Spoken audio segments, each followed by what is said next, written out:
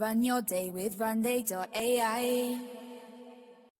Andrew, well, hello, my friend. How are you today? I'm doing fantastic, Sanjay. How are you doing? Good. Where in the wonderful world are you calling from? I'm in the beautiful city of Atlanta on the northern side, living large in a beautiful sunny day with no humidity for a change. Oh, nice, nice. I'm from Atlanta. I went to Chattahoochee High School and then Georgia Tech, Georgia State. Nice. Right around the corner here, right around the corner. Beautiful. My parents are up there near Kimball Bridge. Okay, yeah. I'm up north on the 400 where they're busy building the new off-ramp, so it's chaos right now. New off-ramp. I've been in Atlanta since before they had 400. They opened it up as a new toll road. Yeah, Sanjay, you're dating yourself there. I mean, that's where all the gray hair comes from. I mean, really, that's intense. If you are, I am an old man, even though I may not act like it all the time. You're dating yourself. 400 now is like a 400-lane highway. Well, let's talk about your business. How are you serving your customers? Good.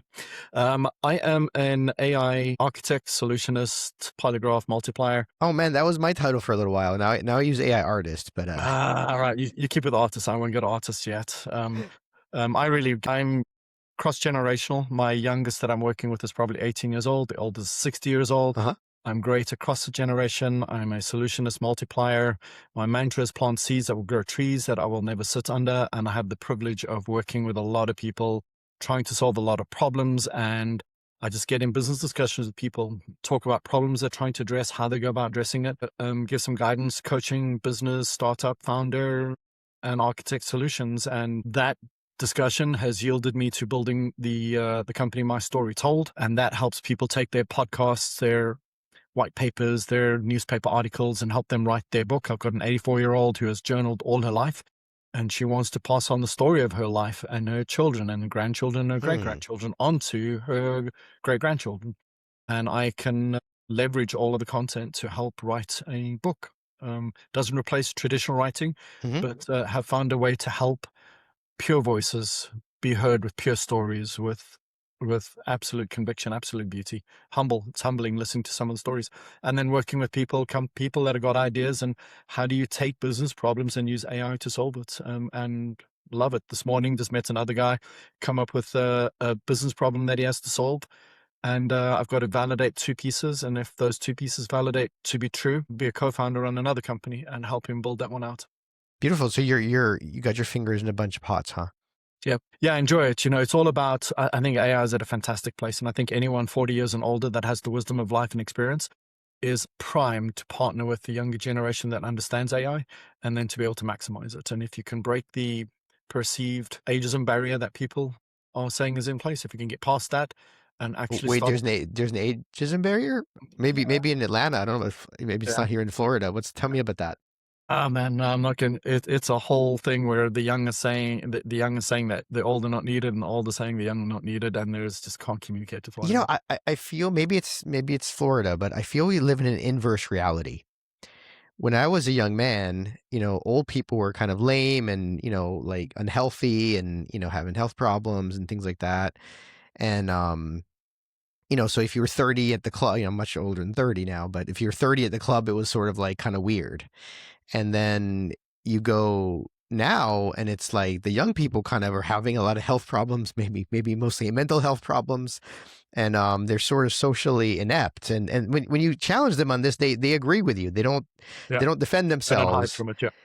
Yeah, if you have to say, hey, it's weird. Like the young people, used to be younger people were kind of socially hip, and now young people are kind of socially inept and have trouble having conversations. And they're just like, yeah, we kind of are. Like everyone's always just admitted to it. They never. Yeah, so I have the privilege of working. My youngest is 18, oldest 60 plus. So youngest is an alpha, or is that still Gen Z? No, 18 years old. So I don't know what that would be. I think that's an alpha. And I have the privilege of working from Iraq to Australia, Botswana, Venezuela, just all over the place.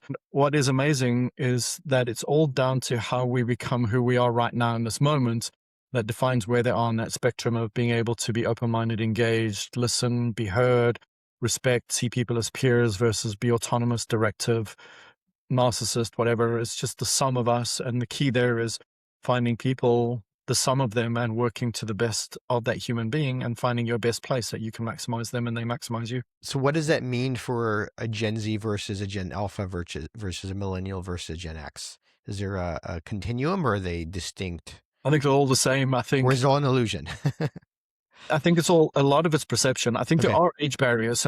And a lot of it's in the people I'm working with. It's the how. So technology has evolved in spurts. So for example, I'm working with a 22-year-old and she's not interested in being part of a peer founder group with anyone older than 26.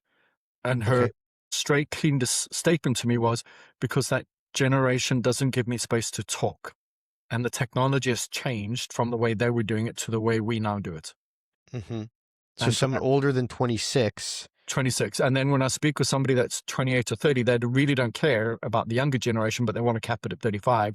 And they don't understand why the 22-year-old doesn't want to engage with them. So it's very interesting, some of the dynamics that are out there. But the end statement is true.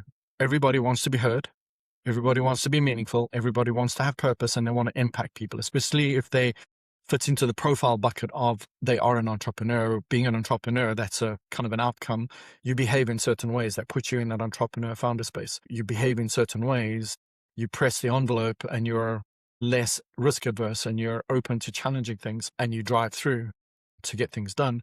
And along that continuum of age, just depends on at what point there are social, also upbringing, what upbringing boundaries or barriers have caused you to be in a certain way that you yield off or resist certain types of behavior that are not congruent to you. Talk more about what you're seeing as the most exciting new AI technologies that are emerging, kind of this past couple of months. Gosh, I mean, it's all traveling so fast, right? So Yeah, I OpenClaw is know. fascinating. I'm loving Claude 4.7. Just absolutely loving Claude 4.7. What I'm liking about where the AI is now, I can start having outcomes-based discussions with people. So I do a lot of coaching, executive coaching, CEO coaching, and board level coaching on how to leverage AI. And watching now that AI is at the point that you don't have to be a developer, you don't have to be a coder to be able to use AI in some very deep, meaningful ways. But you can now get people to think AI. You can get people to think outcomes-based thinking, and they can execute it without having to pull up a keyboard and start coding. My coding, last time I coded was probably, I don't know, 20 years ago. And I've started building an application now. And it's at the point now that someone who's been that removed from coding can now build. And I've told Yeah. AI, treat me as a 10-year-old and, don't ask me to do anything complex. Just give me instructions, and if you can do it, you need to do it. If you can automate it. But let's build this application. And I'm now solution building. I'm building an application with the solution mindset, not with the coding mindset. And it's fascinating how the tech has evolved. And I think it's at a beautiful place right now. In the last 2-3 months, it's got to a beautiful place where you can do some really amazing things. I've heard some great stuff about Claude's visualizer. Or imagery. I've heard some great stuff about sea dance. There's some really cool stuff that's been done in the movie and the AI. I do more of the video stuff right now. I haven't coded since HTML5 came out, but I'm able to build lightweight apps and more integrations like myself. So it's not that AI is taking a job; it's just letting people stay relevant longer, right? My productivity is shot through the roof. I mean, the amount of stuff I can crank through now. And what's really cool is if you can get away from transactional thinking with AI, so your outcome-based thinking, so get away from transactional. What I mean by transactional, with the AI, with the advent of Yahoo and Google and Bing and all those, we've been taught to engage transactionally with the tech space. Yeah. Question, get an answer, ask a question, get an answer. So AI allows us to think differently and says, instead of me asking the question, what is the outcome I'm after? And let me work backwards from that outcome. So that requires critical thinking, creative thinking, and outcomes-based thinking. If you can have those three things, you can be anywhere on this planet. You can be sitting in Kenya, you can be sitting in Nairobi, you can be in the Maldives or in some Caribbean island or South America. It doesn't matter. You can be anywhere. Give those three constraints, those three enable critical skills. You can be anybody you want. You can deliver, work, do next to anything. That's amazing. Well, if someone in the audience wants to work with you, what's the best way to do that? Just book me on your website or reach out to you on LinkedIn? Yeah, absolutely. So andrewbrummer.com will take you to this website. I'm busy rebuilding this and hopefully we'll publish it in the coming days. But andrewbrummer.com will get you to me, to this website. And then we'd love to chat with you. And you can find me on LinkedIn as well. Can't miss this pretty face on LinkedIn. I look forward to chatting and meeting people. All right. Well, thank you so much. Thank you. Stay ahead of the curve. Hit that bell for notifications and join us next time.